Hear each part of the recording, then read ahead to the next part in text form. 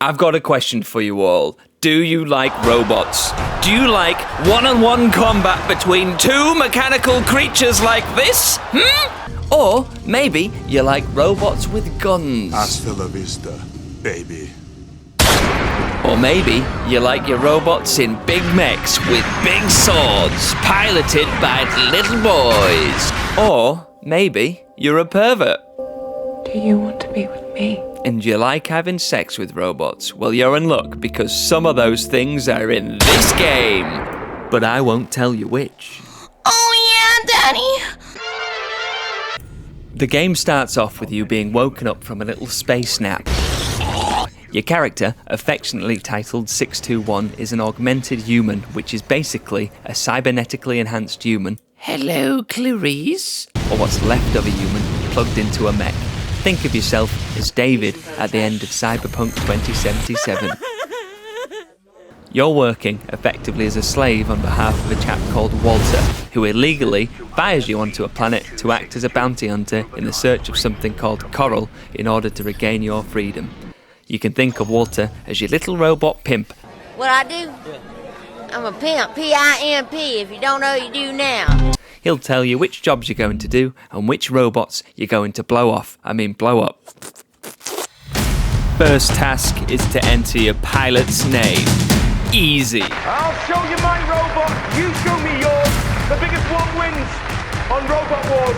Good night. Step 2, understand the buttons and learn how to pilot your mech. I'm calling in a big fucking robot. I'm calling in a big fucking mech. I've got thrusters all over my body. I've got missiles coming out of my yang. And now you're familiar with the buttons, we'll go on to the next step, which is step 3. Which is immediately being introduced to a boss 20 minutes into the game. No time to learn the buttons or mechanics, which will kill you over and over again because it's a Fromsoft game, you fucking idiot! Did you think it would be easy? Of course you'll get stuck immediately! Can you customize your weapons at this point to assist with beating this boss? Of course you can't, you savage! Get good!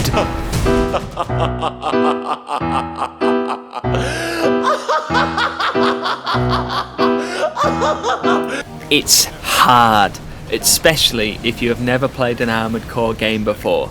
But that's not a surprise, and that's kind of what's to be expected when you pick up a Fromsoft game. There are all the staples here. Dialogue that you need to separately Google to understand, loose plot points scattered across missions which are indecipherable to your casual player.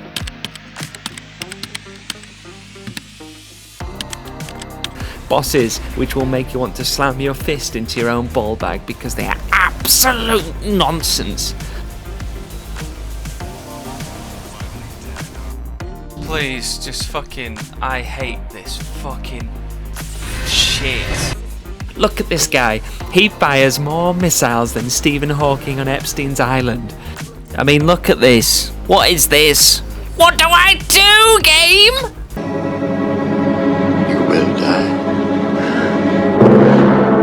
Some of the bosses are incredibly unforgiving, but it is super satisfying when you do eventually learn their patterns and overcome them, or customizing your mech, taking them into the fight and finally besting them. It's great. Lucky thing, I had my pieces. Your pieces? My gun. Oh. Anyway, I started blasting. Bang! Bang! Die! The thing is though, and one of the issues I have here, is the game falls short of so much potential. In other Fromsoft games there's a sense of exploration, a sense of wanting to discover more about the world, but here it's very linear. Some of the set pieces and areas are amazing, but others, I mean, the world is exciting if you like to look and admire the colour grey. The buildings are grey, the floor is grey, the sky is grey, the soundtrack is by David Gray. It's depressing as shit. But then, on the other side of that, who cares? Because I'm in a robot and I get to destroy other robots. What do you want from a mech game? Not every game has to be Elden Ring. You're not building your mechs and fighting robots to feel emotionally satisfied. You're doing it because you want to blow things up. fly around with a jetpack, shoot missiles out of your back, have a freaking laser sword, laser beams coming out of your armoured penis, a shotgun for a mouth. The whole point of this game is to be able to customise your mech and for the combat to be fast, fluid and action-packed. Does it succeed on those levels? Ultimately, yes! Yes! Woo! some of the most fun you can have in this game comes in the options of customization. I felt like I was in the BBC series Robot Wars, constantly tinkering and changing my robot to make the most ridiculous and worthless mech imaginable.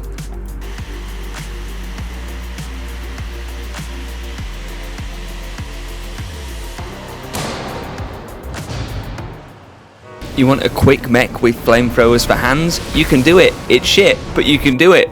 Or maybe you want to put yourself in a wheelchair with machine guns for shoulders and machine gun for arms. You fell into my trap. I play Pot of Greed to draw 3 additional machine guns from my butt. I don't know what you like, but you can do whatever you want.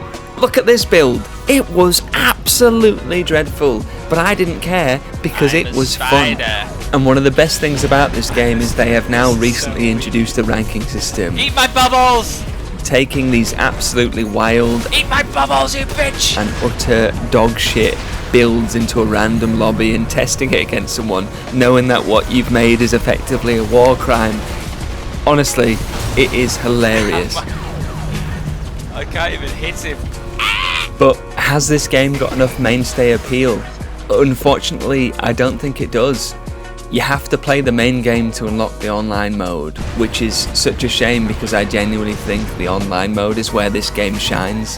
I just wish I could convince 2 friends to buy Armored Core 6 so we could do 3v3 matches online, but knowing that in order for them to play with me, they would have to play the game for over 10 hours before replaying the same boring levels over and over again to get enough money so you can build a mech you actually want.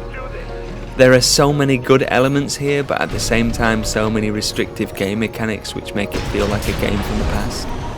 I understand Armored Core 6 has a die-hard fan base, and I imagine Fromsoft don't want to upset them, but there are just so many elements which need to be redesigned to make it more appealing to the wider fan base.